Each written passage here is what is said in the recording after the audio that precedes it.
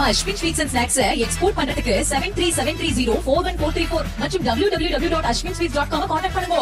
ராணிப்பேட்டை தொகுதி திமுக வேட்பாளராக அமைச்சர் காந்தியின் மகன் வினோத் அறிவிக்கப்பட்டிருந்த நிலையில் வந்த வாய்ப்பை தனது தந்தைக்கு விட்டுக் கொடுப்பதாக வினோத் காந்தி சமூக வலைதளத்தில் பதிவிட்டுள்ளார்.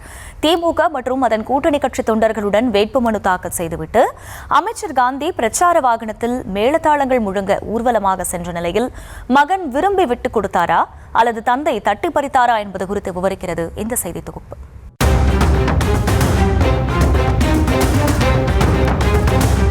தமிழ்நாடு அமைச்சரவையில் மூத்த அமைச்சர்களில் ஒருவர்தான் ஆர் காந்தி. 1996, 2006, 2016, 2021 ஆகிய 4 சட்டமன்ற தேர்தல்களில் வெற்றி பெற்று ராணிப்பேட்டையை தனது கோட்டையாகவே மாற்றி வைத்துள்ளார் காந்தி. 80 வயதாகும் இவர் வரும் சட்டமன்ற தேர்தலில் ராணிப்பேட்டை தொகுதியில் மீண்டும் போட்டியிட சீட் கேட்டு கட்சி தலைமையிடம் விருப்ப மனு தாக்கல் செய்திருந்தார். அதேபோல் காந்தியின் மகன் வினோத்தும் விருப்ப மனு தாக்கல் செய்திருந்ததாக கூறப்படுகிறது. இந்நிலையில் வயது மற்றும் அடிக்கடி உடல்நிலை பாதிக்கப்படுவதை கருத்தில் கொண்டு அமைச்சர் ஆர் காந்திக்கு தொகுதியை ஒதுக்காமல் அவரது மகன் வினோத் காந்திக்கு சீட் வழங்கியது கட்சி தலைமை. தனக்கு கிடைக்காவிட்டாலும் தனது மகனுக்கு கிடைத்துவிட்டது என்று எண்ணாத அமைச்சர் காந்தி தனக்குதான் தொகுதி வேண்டும் என தலைமையிடம் தொடர்ந்து கோரிக்கை விடுத்து வந்தார். இது ஒருபுறம் இருக்க அமைச்சர் காந்திக்கும் அவரது மகனுக்கும் பனிப்போர் நிலவி வந்ததாக தெரிகிறது.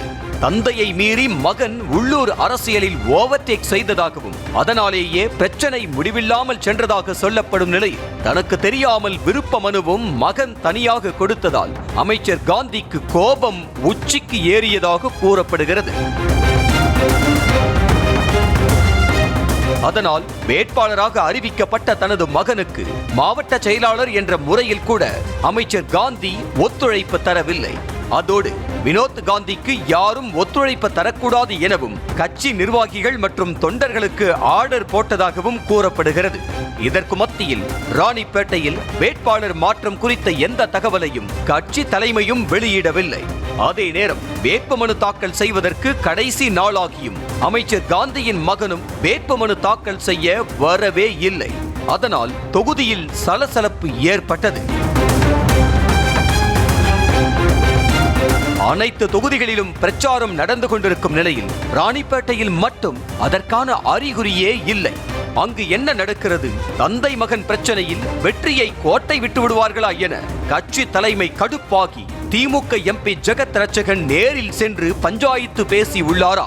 அதில் தனது தந்தைக்கு சீட்டை விட்டுக் கொடுப்பதாக முன்வந்தார் மகன் வினோத் காந்தி. இது தொடர்பாக தனது சமூக வலைதள பக்கத்தில் பதிவிட்டுள்ள வினோத் காந்தி 2026 ஆண்டு சட்டமன்ற தேர்தலில் ராணிப்பேட்டை தொகுதியில் போட்டியிடும் வாய்ப்பை எனக்கு அளித்து மிகவும் நம்பிக்கையுடன் தேர்ந்தெடுத்த தலைவர் மு.க. ஸ்டாலினுக்கும் சகோதரர் உதயநிதி ஸ்டாலினுக்கும் இதயம் கனிந்த நன்றியை தெரிவித்துக் கொள்வதாக கூறியுள்ளார்.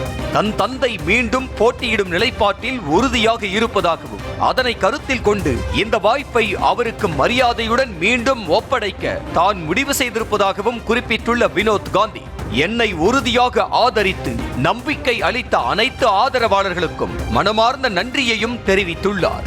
மேலும் திமுகவில் தனக்கான எதிர்காலம் பெரிதாக இருக்கிறது, அரசியல் ரீதியாகவும் தேர்தல் ரீதியாகவும் வாய்ப்புகள் நிறைய வரக்கூடும், அந்த உற்சாகத்தில் நம்பிக்கையுடன் காத்திருக்க தயார் என்றும் பதிவிட்டுள்ளார். வேட்பாளராக அறிவிக்கப்பட்ட வினோத் காந்தி இப்படி ஒரு பதிவை வெளியிட்டும் தலைமையிடமிருந்தும் தொகுதி மாற்றம் தொடர்பாக எந்த அறிவிப்புமே வரவில்லை. இந்நிலையில் ராணிப்பேட்டை தொகுதி திமுக வேட்பாளராக அமைச்சர் ஆர் காந்தி கூட்டணி கட்சி தொண்டர்களுடன் இணைந்து வருவாய் கோட்டாட்சியர் அலுவலகத்தில் தனது வேட்புமனுவை தாக்கல் செய்து உறுதிமொழி எடுத்துக் கொண்டார்.